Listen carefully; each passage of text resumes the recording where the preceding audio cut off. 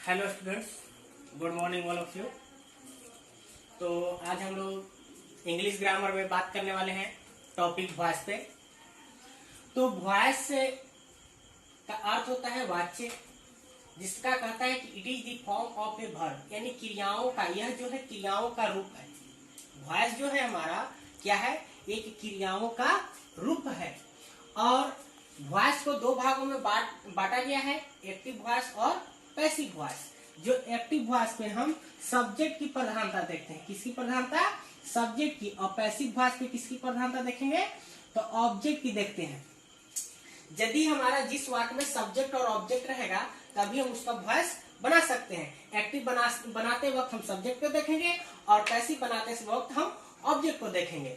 तो जैसे हमारा आई राइट अ लेटर, तो आई जो यहाँ पे सब्जेक्ट हो गया, ए लेटर जो है हमारा ऑब्जेक्ट हो गया। और यहाँ पे राइट जो है वह कोई वर्ब बन के आया है, तो वह कौन सा वर्ब, तो हम लोग ट्रांजिटिव वर्ब। यहाँ पे कौन सा वर्ब, यानी ट्रांजिटिव वर्ब। यानी हम कह सकते हैं यहाँ पे कि हम ट्रांजिटिव वर्ब का हम वॉइस बना सकते हैं और इनट्रांजिटिव वर्ब का नहीं। जैसे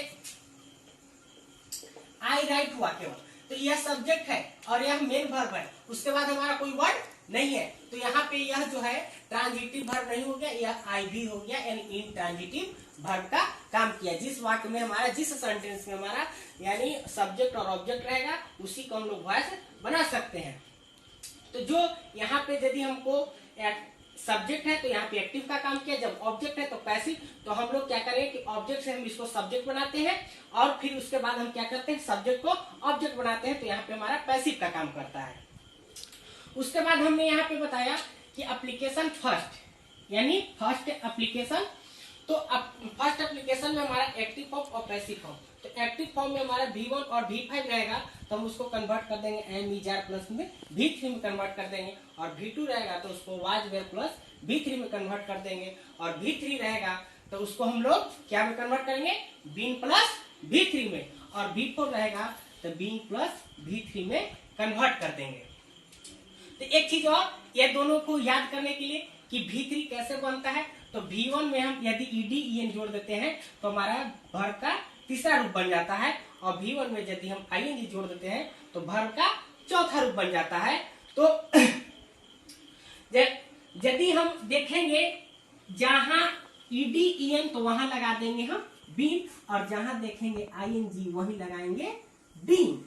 तो आगे देखिए, इसको हम लोग सबसे पहले एग्जांपल जानने से पहले इसको किसी भी प्रोनाउंस को हम लोग सब्जेक्ट से ऑब्जेक्ट और ऑब्जेक्ट से सब्जेक्ट कैसे बनाएंगे।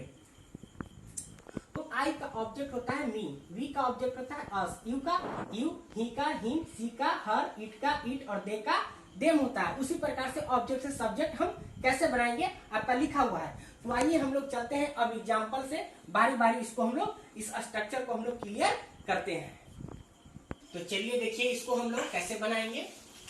तो सबसे पहला हम लोग का एप्लीकेशन फर्स्ट में हमारा जो स्ट्रक्चर बता रहा है कि V1 और V5, यदि V1 और V5 रहेगा तो हम लोग उसको किस पे कन्वर्ट कर देंगे, एम इजार प्लस में V3। यानी सभी, यदि हम पैसिव एक्टिव से यदि पैसिव बनाएंगे तो सभी का सभी फॉर्म में हम लोग वर्ब का तीसरा रूप लगाएंगे।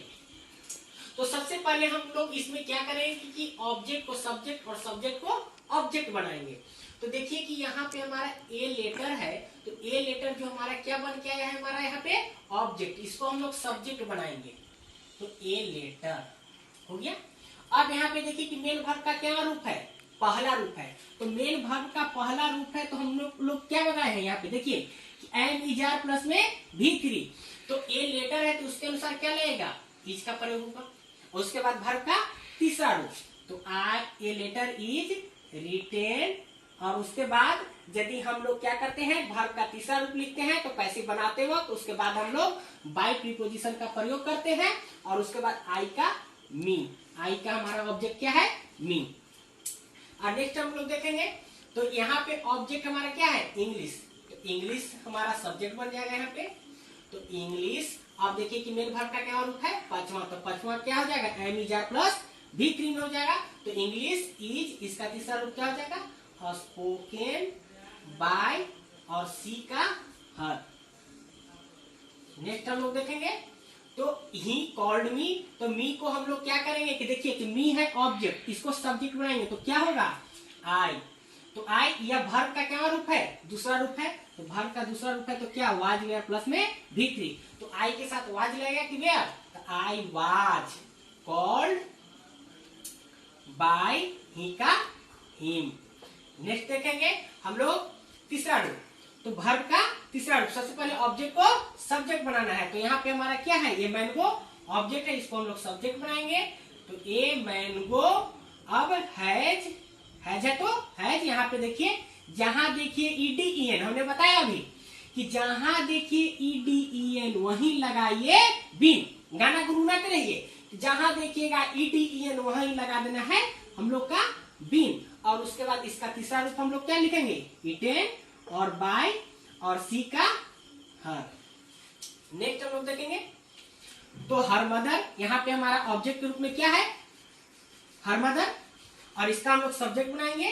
तो हर मदर, अब उसके बाद वाज।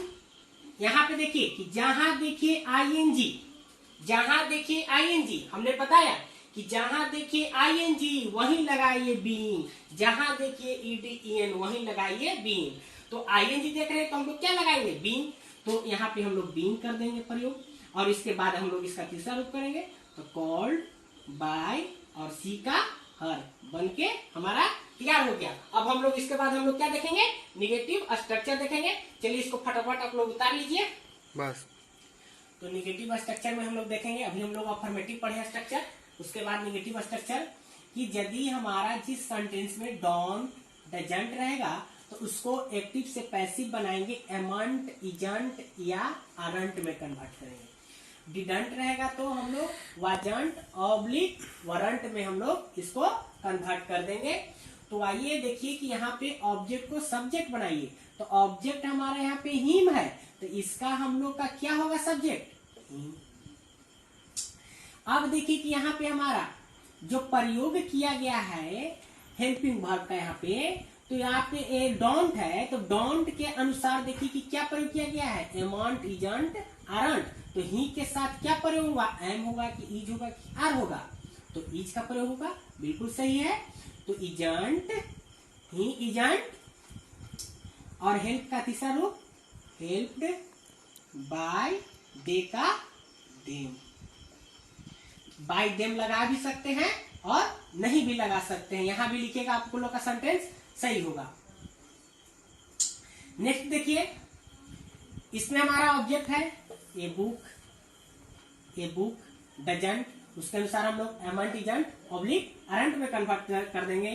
तो ए बुक है, यदि एक किताब है तो इसके अनुसार क्या प्रयोग होगा? इज का प्रयोग होगा। यदि यहाँ पे बुक्स रहता तो हम लोग अरंट का प्रयोग कर देते। तो ए बुक इजंट, रीड का तीसरा रूप क्या होता है? रीड ही होता है, बाय और सी का हर। इसमें देखिए कि हमारा ऑब्जेक्ट मी है, तो इसका हम लोग का सब्जेक्ट क्या बनेगा? आई। और डिडंट है तो हम लोग वाजंट ऑब्लिक वरंट में करते हैं। तो आई के साथ क्या प्रयोग कर देंगे? वाजंट। और यहाँ पे तीसरा फॉर्म हो जाएगा कॉल्ड बाय और सी का हर। तो चलिए देखिए हम लोग इंटेरोगेटिव सेंटेंस की बात करते हैं। तो इंट्रोगेटिव सेंटेंस में हम लोग यहाँ पे पढ़ेंगे कि एक्टिव फॉर्म। तो एक्टिव फॉर्म में हेल्पिंग वर्ब प्लस सब्जेक्ट और प्लस उसके बाद हम लोग का क्या होगा कि जो भी हमारा वर्ब रहेगा ऑब्जेक्ट रहेगा। उसके बाद हमारा पैसिव फॉर्म, तो हेल्पिंग वर्ब और प्लस में सब्जेक्ट, उसके बाद हमारा क्या होगा कि जिस तरह से हमारा आप लोग पढ़े होंगे टेंस में कि हेल्पिंग वर्ब प्लस सब्जेक्ट, उसके बाद हमारा क्या रहेगा? मेन वर्ब रहेगा, मेन वर्ब उसके बाद हमारा ऑब्जेक्ट रहेगा। तो चलिए देखिए हम लोग यहाँ पे एग्जांपल से क्लियर करते हैं कि किस तरीका से हम लोग बनाते हैं। तो सबसे पहला है does she prevent you to come in. तो सबसे पहले इसमें हम लोग पहचानेंगे कि ऑब्जेक्ट कौन सा है। तो हम लोग ऑब्जेक्ट को सब्जेक्ट बनाते हैं। तो यहाँ पे हमारा देखिए कि ऑब्जेक्ट यह है, तो ऑब्जेक्ट को हमने यहाँ पे सब्जेक्ट बनाया। तो यह हमारा इंट्रोगेटिव सेंटेंस ना है। तो देखिए कि उससे पहले सी से पहले हमारा क्या लगा? Helping verb does. तो अभी हमने यहाँ पे बताया था कि पिछले इससे पहले थोड़ा सा पहले कि यदि डोंट रहता था और डजंट रहता था तो हम लोग क्या प्रयोग करते थे? एमंट, इजंट, ऑब्लिक आरंट का प्रयोग करते थे। जंट।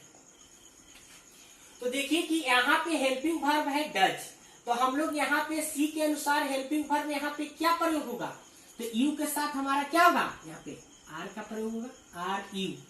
अब उसके बाद हमारा इसका तीसरा फॉर्म करना है, तो prevented, are you prevented to come in. उसके बाद हम लोग क्या करते हैं, उसके बाद बाई का, और उसके बाद ऑब्जेक्ट सब्जेक्ट को ऑब्जेक्ट बनाएंगे, सी का हर, और लास्ट में हमारा क्या है, यह क्वेश्चन मार्क बोलते हैं हम लोग इसको, या प्रश्नवाचक चिन्ह बोलते हैं। आगे देखिए, डिड सी कॉल मी, तो हम लोग ऑब्जेक्ट को सब्जेक्ट बनाएंगे, तो उससे पहले हम लोग आई बनेगा, तो इससे पहले हमारा हेल्पिंग वर्ब क्या होगा, देखिए कि यहाँ पे डिड है, यदि हमारा कि V1, V5 और V2 या तीनों पर फोकस हम लोग करेंगे। तो V1 के रूप में हमारा जो वर्ब जो होगा क्या काम करेगा, डू का, V5 के रूप में डज, और V2 के रूप में डिड। तो यदि हमारा यहाँ पे देखिए कि हमने बताया था सबसे पहला एप्लीकेशन में कि V1 और V5 रहता था, तो हम लोग इसको एम इज आर पे कन्वर्ट करते थे, और V2 रहता था तो वाज वेयर में। तो हम यहाँ पे डिड है, V2 है, यानी पास्ट के रूप में है, तो हम लोग वाज वेयर का प्रयोग करेंगे, तो आई के साथ हम लोग वाज का प्रयोग कर देंगे, तो वाज आई। और उसके बाद यहाँ पे तीसरा रूप क्या हो जाएगा, कॉल्ड बाय, सी का हर। नेक्स्ट देखेंगे, यहाँ पे हमारा ऑब्जेक्ट है, तो इसका हम लोग सब्जेक्ट बनाएंगे, हर फादर, हर फादर। तो अब देखिए कि इसके अनुसार हमारा क्या होगा प्रयोग, हेल्पिंग वर्ब। तो हेल्पिंग वर्ब यहाँ पे हमारा वाज का प्रयोग किया गया है, और यह जो है वर्ब का चौथा रूप का यूज किया गया है, तो यहाँ पे हमारा क्या होगा, वाज का प्रयोग ही होगा, तो वाज हर फादर। और देखिए कि हमने बताया था में कि अभी जस्ट कि जहां देखिए आईएनजी वहां लगाइए बीइंग, तो वाज हर फादर बीइंग, और इसका तीसरा रूप हो जाएगा चीटेड बाय, और सी का हर। नेक्स्ट हम लोग बनाएंगे, तो ए डॉक्टर। तो इससे पहले अब देखिए कि हमने प्रयोग किया है हैज का प्रयोग, तो ए डॉक्टर है, तो उसके अनुसार हमारा यह जो प्रेजेंट में है, तो प्रेजेंट में है, तो उसके अनुसार हम लोग हेल्पिंग वर्ब क्या करेंगे, प्रयोग करेंगे, हैज की हैज, तो ए डॉक्टर के साथ हम क्या प्रयोग करेंगे, हैज का प्रयोग करेंगे, तो हैज ए डॉक्टर। और देखिए कि हमने जस्ट अभी बताया था कि जहां देखिए ईडीएन वहीं लगाइए बीन, और इसका तीसरा फॉर्म हो जाएगा कंसल्टेड बाय, और यू का यू। नेक्स्ट हम लोग देखेंगे कि यहाँ पे सेल और विल का प्रयोग किया गया है, तो यू हो गया, ऑब्जेक्ट को सब्जेक्ट बना दिए, तो यू के अनुसार हमारा हेल्पिंग वर्ब क्या प्रयोग होगा, तो इसके अनुसार हमारा हेल्पिंग वर्ब क्या हो जाएगा, विल का प्रयोग करेंगे, तो विल यू बी। हमारा देखिए जहां देखिए आईएनजी आगे आईएनजी, फिर तो जहां देखिए आईएनजी वहीं लगाइए बीइंग, और इसका तीसरा फॉर्म हो जाएगा हेल्प्ड बाय, और सी का हर।